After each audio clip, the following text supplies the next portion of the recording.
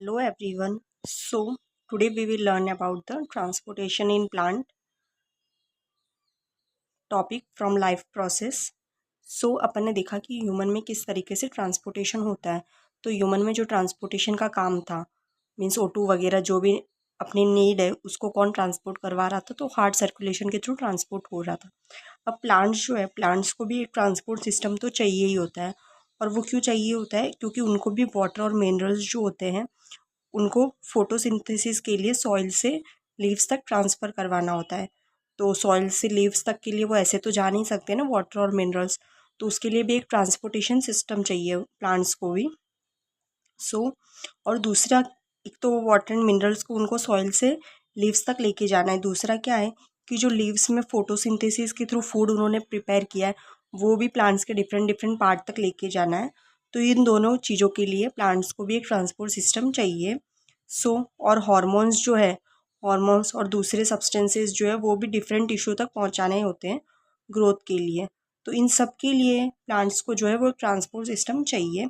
अब इसमें क्या है कि अगर मीन्स सॉइल और लीव्स के बीच का डिस्टेंस कम है, ठीक है, रूट और लीव्स के बीच का डिस्टेंस कम है, तब तो अपने जो भी सब्सटेंसेस वगैरह है, वाटर मिनरल्स, वो इजीली डिफ्यूज़ हो सकते हैं। लेकिन अगर प्लांट बड़ा है तो उसमें डिफ्यूजन के थ्रू तो होगा नहीं, तो उसको एक प्रॉपर सिस्टम चाहिए। तो इस ट्रांसपोर्टेशन सिस्टम के लिए प्लांट जो है उसमें दो पार्ट्स होते हैं, मीन्स दो सिस्टम समझ सकते हो तुम। क्या है? जाइलम और फ्लोएम। तो जाइलम जो है, जाइलम का काम क्या होता है? मीन्स एक तरह की पाइप से, पाइप समझ सकते हो आपके प्लांट्स में एक तरह का पाइप है जिसको जाइलम बोलते हैं, और ये एक होता है जिसको फ्लोएम बोलते हैं, ठीक है। इसमें डिफरेंट डिफरेंट और सेल्स भी होते हैं।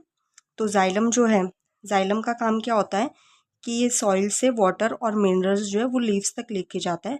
जाइलम का काम क्या है? सॉइल से जितना भी वाटर और मिनरल है तो उनको रूट से मीन्स लीव्स तक लेके जाना है जाइलम को। और फ्लोएम का काम क्या है कि जो भी फोटोसिंथेसिस में अपना फूड प्रिपेयर हुआ है लीव्स में, उसको उसको सारे पार्ट्स जो है प्लांट के वहाँ पे लेके जाना है। तो ये काम होता है फ्लोएम का। जाइलम का काम क्या है? Water and mineral transportation. Phloem का काम क्या है? जो फूड फॉर्म हुआ है उसको दूसरे पार्ट्स में ट्रांसफ़र करने का। सबसे पहले अपन transportation of water and minerals देख लेते हैं, जो कि जाइलम के थ्रू होता है। तो रूट सेल्स जो होते हैं वो क्या करते हैं? एक्टिवली आयंस को लेते हैं। मीन्स जो रूट होती है, ठीक है, ये रूट है और ये अपने यहाँ पे सॉइल है। तो सॉइल में जो भी आयंस है, रूट जो है उस आयंस को एक्टिवली लेगी। एक्टिवली का मतलब क्या है? उनको एनर्जी चाहिए। क्यों? क्योंकि मतलब अपनी जो रूट्स है उसमें जो आयन का कंसंट्रेशन है वो तो ज़्यादा है एज़ कम्पेरेटिवली सॉइल।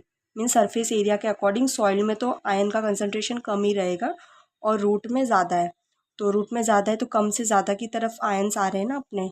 तो ये किस प्रोसेस से होगा? एक्टिवली जो है वो अपनी रूट जो है वो आयंस को लेगी। अब इसकी वजह से क्या होगा? रूट जो है उसमें कंसंट्रेशन बढ़ गया क्योंकि उसमें आयन ज़्यादा है। तो इसकी वजह से क्या होगा कि this create a difference in concentration of the ion between the root and soil. तो कंसंट्रेशन डिफरेंस हुआ यहाँ पे। इसकी वजह से अब क्या होगा? जो वाटर है जो कि सॉइल में है वो अपना रूट में चला जाएगा कंसंट्रेशन बैलेंस करने के लिए। तो water therefore move into the root from the soil to eliminate this difference. Okay. So फिर यहाँ पे अपना क्या हुआ? जाइलम जो था, मीन्स जाइलम तो पूरा फैला हुआ ही है ना प्लांट में। तो जाइलम जो है वहाँ पे अपना वाटर आ गया। ओके।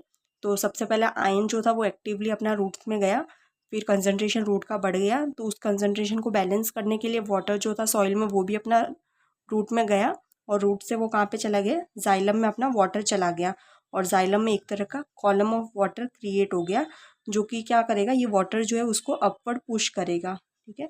लीव्स तो अपनी यहाँ पे है ना, मतलब, और रूट यहाँ पे है। तो जाइलम जो होगा वो धीरे धीरे मीन्स यहाँ पे वाटर आता जाएगा और ये ऊपर ऊपर पुश होता जाएगा वाटर अपना।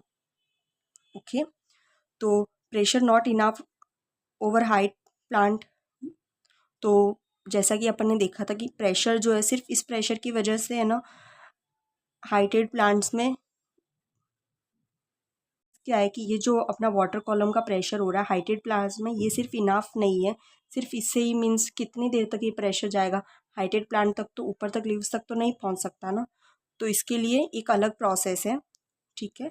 तो अनदर मैकेनिज्म होता है हाइटेड प्लांट्स के लिए। वो अनदर मैकेनिज्म क्या है कि जो वाटर है evaporation of water molecule from the leaf cell create suction which pull water from the xylem cell of fruit.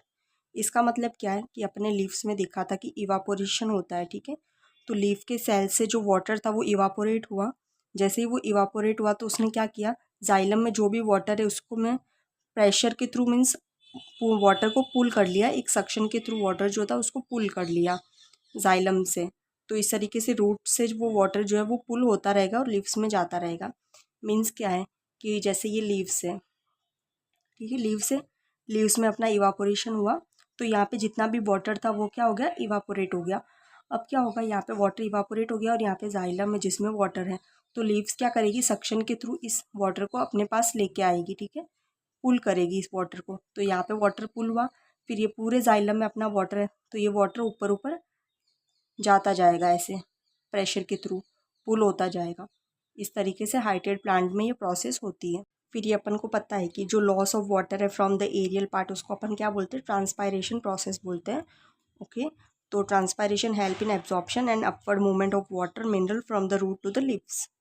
Effect of the root pressure in water transport most time पे at night. इसका मतलब क्या है कि night के time पे तो किसी तरह का इवापोरेशन होगा नहीं, तो उस टाइम पे जो मेन इंग्रेडिएंट है, मीन्स जो मेन चीज़ है वो अपनी क्या है यहाँ पे, रूट प्रेशर। जितना रूट के थ्रू प्रेशर लगेगा उतना ही वाटर पहुँचेगा, क्योंकि नाइट के टाइम तो इवापोरेशन होता नहीं है, तो प्रेशर उस टाइम पे एक आईएमपी फैक्टर हो जाता है ट्रांसपोर्टेशन के लिए।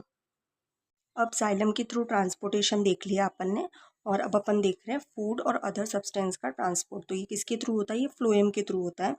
तो transport of soluble component of photosynthesis, मतलब वही फूड, जो इसका ट्रांसपोर्टेशन किसके थ्रू होगा, ट्रांसलोकेशन प्रोसेस के थ्रू होगा।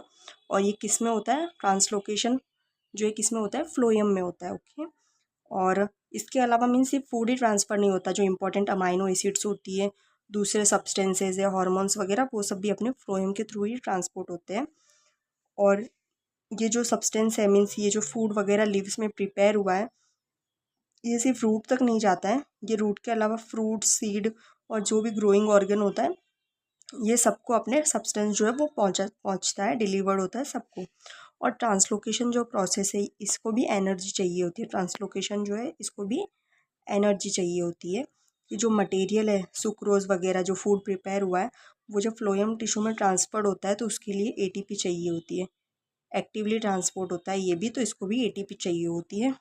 तो ये भी अपना वैसा ही है कि लीव्स जो था वहाँ से एक्टिवली फ्लोएम में फूड गया तो ऑस्मोटिक प्रेशर जो था फ्लोएम का वो बढ़ गया, तो इसकी वजह से क्या होगा, वाटर भी उसमें मूव होगा, फूड के साथ थोड़ा बहुत वाटर भी मूव होगा। ओके, और ये फ्लोएम का स्ट्रक्चर है, मीन्स बेसिकली इसमें क्या है कि आपकी जो एनसीईआरटी है उसमें सीव ट्यूब और कंपेनियन सेल के बारे में बताया गया है, तो इसलिए ये मैंने डायग्राम शो किया है यहाँ पे।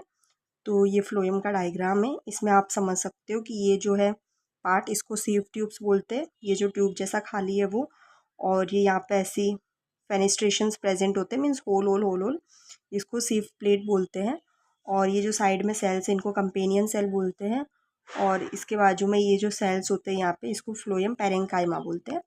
तो इसमें क्या है कि जो ट्रांसलोकेशन है वो मेनली किस में होता है, सीव ट्यूब जो है उसमें, with the help of companion cell.